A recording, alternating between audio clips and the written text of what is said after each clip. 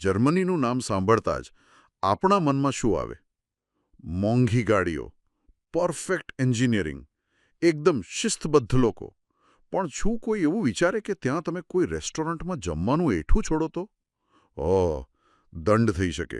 આજે આપણે એક એવી જ ઘટનાની ઊંડાણપૂર્વક વાત કરવાના છીએ. એક એવી ઘટના જેણે એક ભારતીય ઉદ્યોગપતિની આખી વિચારસરણી જ બદલી નાખી. પણ આ માત્ર એક વાર્તા નથી, આ એક વિચાર છે જે આપણને બધાને સ્પર્શે છે. પૈસા તમારા છે, પણ સાધન સામગ્રી તો સમાજની છે. બરાબર. આ વિચાર આમ તો ઘણો સરળ લાગે છે, પણ એના મૂળ ખૂબ ઊંડા છે. આ વાત છે ને એ માલિકી એટલે કે ઓનરશિપ અને સંરક્ષણ એટલે સ્ટીવર્ડશિપ એ બંને વચ્ચેનો તફાવત સ્પષ્ટ કરે છે. શું પૈસા ચૂકવી દેવાથી આપણને કોઈ વસ્તુનો બગાડ કરવાનો સંપૂર્ણ અધિકાર મળી જાય છે? આ ચર્ચા આપણને એ સમજવામાં મદદ કરશે કે આપણી નાની નાની વ્યક્તિગત પસંદગીઓની સામાજિક અને આર્થિક અસર કેટલી મોટી હોઈ શકે.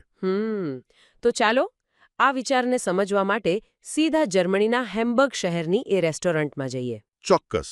ને જુએ છે તો ખાસ ભીડ નથી. મોટાભાગના ટેબલ ખાલી છે. એમની નજર એક યુવાન કપલ પર પડે છે અને એમના ટેબલ પર માંડ 2 ડિશ અને 2 ડ્રિંક્સ છે. આ જોઈને લેખકના મનમાં તરત જ પેલો આપણો ભારતીય વિચાર આવ્યો. આટલું સાદું, છોકરો તો કંજૂસ લાગે છે. આપણે ત્યાં કોઈને ડેટ પર લઈ જઈએ તો આખું ટેબલ ભરી દઈએ. અને અહીંથી જ તમે જુઓ, સાંસ્કૃતિક પૂર્વગ્રહની શરૂઆત થાય છે. એક સંસ્કૃતિમાં વધારે ઓર્ડર કરવો એ ઉદારતા અને સમૃદ્ધિની નિશાની ગણાય છે. હા, બિલકુલ. જ્યારે બીજી સંસ્કૃતિમાં જરૂરિયાત મુજબ જ મંગાવવું એ સમજદારી અને સંસાધનો પ્રત્યેના સન્માનનું પ્રતીક છે.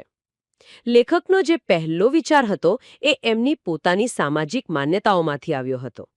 જે તે પરિસ્થિતિમાં કેટલો અસ્થાને હતો એ એમને પાછળથી સમજાવવાનું હતું. બરાબર.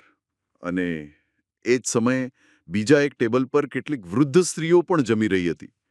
લેખકનું ધ્યાન ગયું કે વેટર તેમને જે પણ પીરસતો તે પોતાની પ્લેટમાં એક દાણો પણ છોડ્યા વગર બધું જ સાફ કરી જતી. જોકે લેખક અને એમના મિત્રોને તો કકડીને ભૂખ લાગી હતી, એટલે એમને આ બધું બહુ ધ્યાનમાં લીધું નહીં અને બસ મન ફાવે તેટલું ખાવાનું મંગાવી લીધું. અહીં એ સમજવું બહુ રસપ્રદ છે કે પેલી વૃદ્ધ સ્ત્રીઓનું જે વર્તન હતું એ કોઈ વ્યક્તિગત આદત ન હતી. ના, એ તો જર્મન સંસ્કૃતિના ઊંડાણમાં વણાયેલા એક મૂલ્યનું પ્રતિબિંબ હતું. બગાડ પ્રત્યે સખત અણગમો. તેઓ માત્ર પોતાનું પેટ નહોતા ભરી રહ્યા, પણ એક સામાજિક જવાબદારી નિભાવી રહ્યા હતા, જે એ સમયે પેલા મિત્રોની સમજની બહાર હતું. અને પછી વાર્તામાં અસલી વળાંક આવે છે. બધા મિત્રો ફટાફટ જમીને ઊભા થઈ ગયા, પણ જ્યારે તેઓ નીકળવા ગયા ત્યારે એમની પ્લેટોમાં લગભગ 3 ભાગનું ખાવાનું એઠું પડ્યું હતું. જેવું તેમણે રેસ્ટોરન્ટનો દરવાજો પાર કરવાનો પ્રયત્ન કર્યો, ત્યાં જ પેલી વૃદ્ધ સ્ત્રીઓએ તેમને અટકાવ્યા અને પોતાની ભાષામાં રેસ્ટોરન્ટના માલિકને કંઈક ફરિયાદ કરી. આ ઘટનાનો સૌથી મહત્વનો મુદ્દો છે. અહીં 2 દુનિયા, મતલબ કે 2 વિચારધારાઓ સીધી ટકરાય છે. એક તરફ લેખક અને એમના મિત્રોનો દૃષ્ટિકોણ છે, જે કહે છે કે અમે પૈસા ચૂકવ્યા છે, હવે અમે એ ખાઈએ કે ફેંકી દઈએ, એમાં બીજા કોઈને શું લેવા દેવા. બરાબર. આ એક શુદ્ધ વ્યાપારી અને વ્યક્તિગત દૃષ્ટિકોણ છે. અને બીજી તરફ એ વૃદ્ધ સ્ત્રીઓ હતી જેમના માટે આ ખોરાકનો બગાડ અસહ્ય હતો. લેખકના એક મિત્રે દલીલ પણ કરી, we paid for our food, so it's none of your business.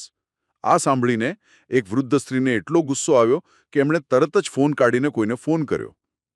થોડી જ વારમાં યુનિફોર્મ પહેરેલો એક અધિકારી ત્યાં આવી પહોંચ્યો.